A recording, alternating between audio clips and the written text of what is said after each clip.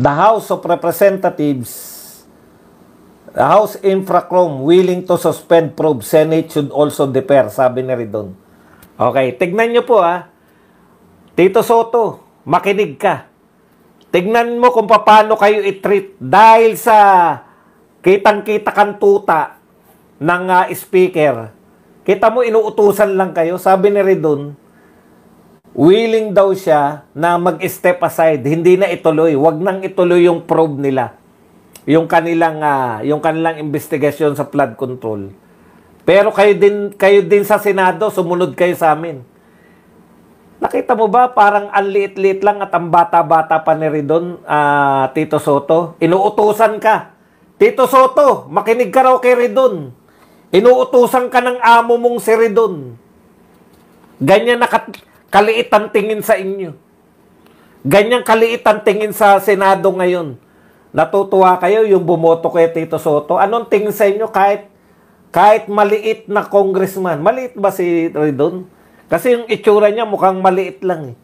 Kahit maliit na congressman, utos-utusan lang yung Senado. Itigil nyo na rin daw yung mga investigasyon dahil titigil na raw din sila.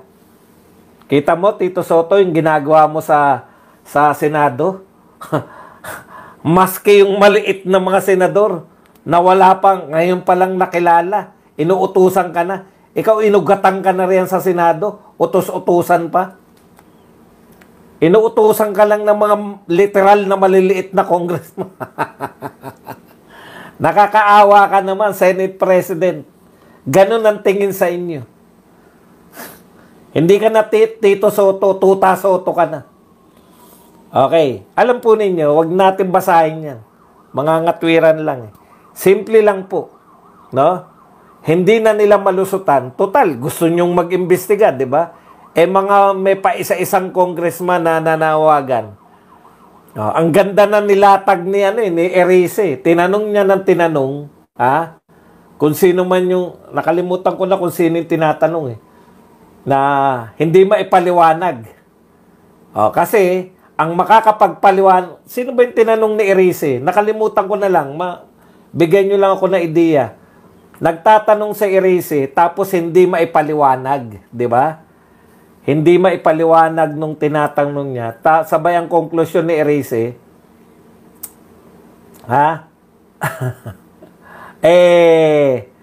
kinakailangan kasi, ang makakapagpaliwanag lang yan, yung pinuno ng Kongreso na may anong tawag doon, yung sa may pera. Walang iba kundi si Saldico. Kaya imbitahan natin si Saldico tsaka si Grace po.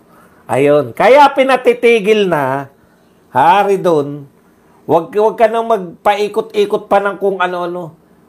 Committee of Appropriation.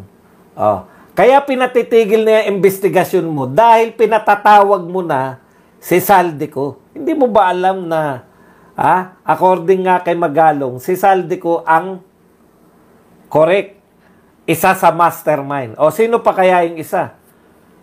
Di yung kasama niya lagi, yung boss pa niya, boss of all boss, si Martin. Yan ay ayon kay BP Sara. Silang dalawa lang naman may control ng budget Ngayon, kung isasalang na, ayaw na ng mga tao yung isasalang nyo kung sino-sinong engineer. Tamang may kasalanan po yan, no? Wala namang problema. Nagsusugal, hindi na po kami nasasyak dyan. Ang gusto naming marinig sa lahat ng investigasyon, paano nyo na iugnay, no? Si Martin at saka si Saldico dyan sa investigasyon nyo. Ngayon, kung hindi nyo po sila maiugnay, lahat na nagtuturo na sa kanila, wala na pong silbi yan. Bakit pa kayo? Ngayon kasi, hindi niya na matanggihan. Siya mismo nagsabi, pinadalhan na raw nila. Pinadalhan na nila ng imbitasyon si Saldico para mag-appear doon sa investigasyon. Ano ang sagot? Tigilan mo yun. Pinadala nyo ba? Tigilan nyo na yan. Pucha, bakit nyo papadala kayo? Pucha, sino ba kayo?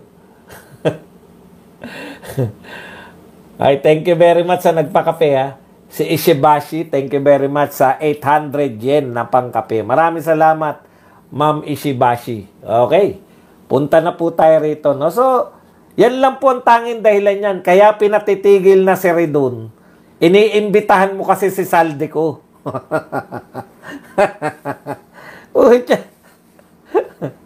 Pinoprotektahan nyo nga yung ibang congressman, si Saldico, iimbitahin mo. Oh. Si Martin nga, meron pang spokesperson, may spokes. Ang dami na may spokesperson ni Martin.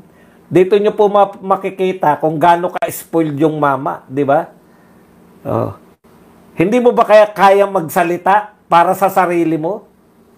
Ibang klase talaga. Daig mo pa presidente. Daig mo pa vice president. 2 spokes mo, yung vice president, 1. Okay, punta na po tayo rito sa ganang mamamayan ni Marcoleta. Nasyak ako, no? Ang dami palang revelasyon. Ang dami po pala nating hindi nakikitang kaganapan doon po sa habang nagaganap, no? Una pong sinabi ni Marcoleta, siya talaga yung punteriya. Ayan, tama yung hinala natin, di ba? Si Marcoleta talaga ang punteriya, collateral damage lang. Maganda lang magsalita si Marcoleta eh. Pero nakita na natin yan eh. Si Marcoleta, kanino naman siya tuta? Alam mo, tombak, ganyan ka kasi, aso ka kasi. No? Kaya akala mo, porkit tuta si Soto, dapat tuta rin si Marcoleta. Pwede bang yung matatalinong tao hindi pwedeng tutain kahit nino? Hindi mo alam yun, no? Bakit hindi mo alam? Kasi una, hindi ka matalino. Ikalawa, aso ka rin. Hindi lahat ng tao ay tuta. Yung mga kapos lang sa pag-iisip, eto po yung mga walang yung talagang kulang ang kakayahan na mag-isip.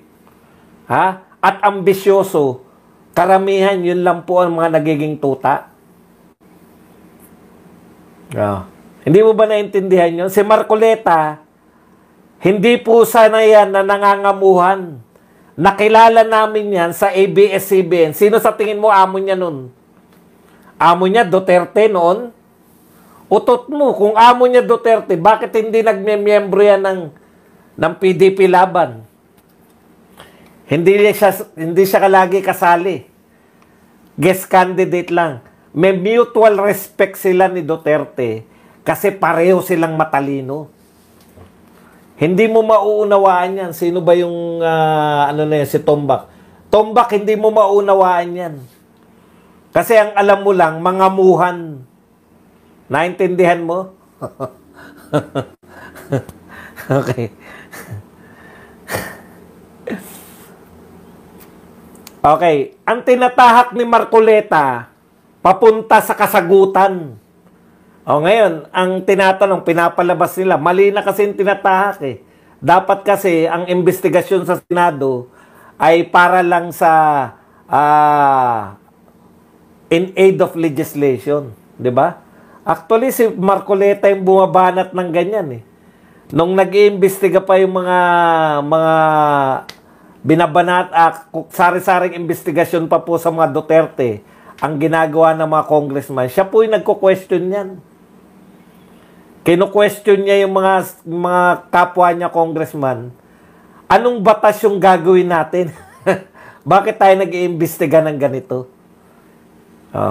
Pero, it may appear na prosecution na nangyayari, kasi yan yung kaibahan ng Blue Ribbon Committee. Ang kaibahan po ng Blue Ribbon Committee sa ibang committee, focus lang talaga yung ibang committee sa paggawa ng batas.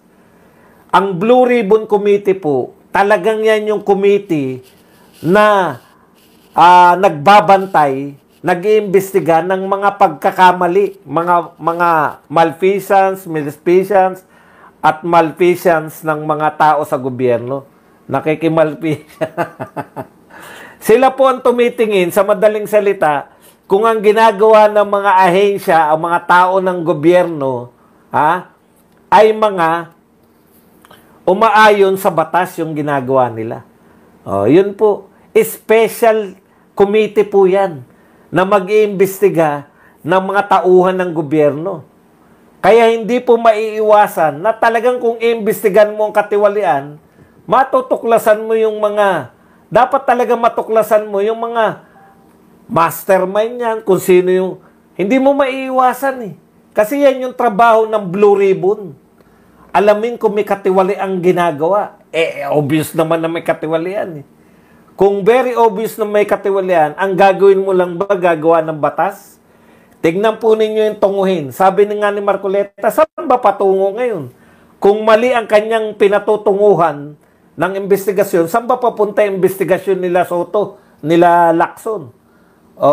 Para magka-ideya po tayo, ano po yung sinasabi dito? The Senate will continue investigation in the country's flood control mess. Yan. So, ibig sabihin, itutuloy-tuloy po nila. Pero, ito po ang pagkakaiba. We will continue in aid of legislation. No?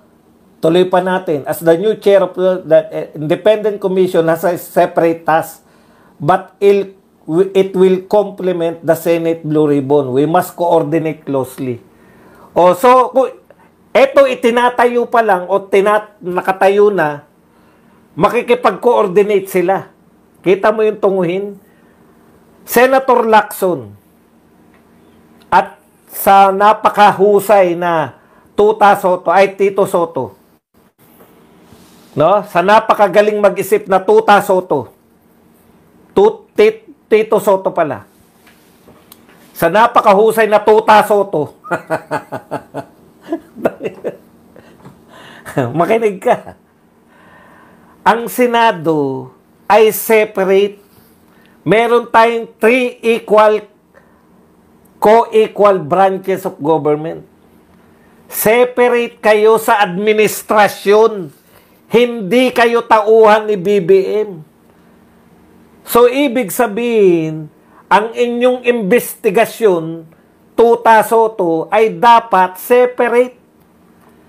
Hindi lang kayo complementary.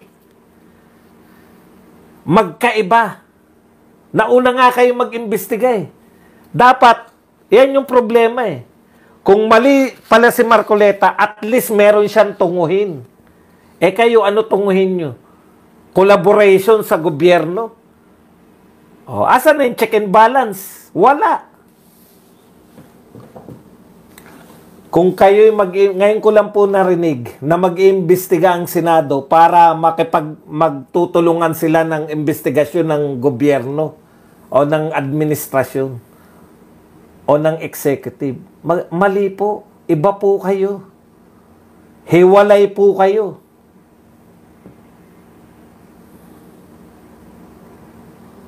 Kaya very basic po. Hindi niya naunawaan ng Tito Soto pala. Nakakalito yung mga numero ngayon eh. Ay, ng mga mga letra, naghalo-halo eh. Hindi mo alam yun? Hindi kayo po pwedeng taga-suporta lang nun. At hindi nyo rin pwedeng inihahayag ng hayagan. Dapat separate po kayo.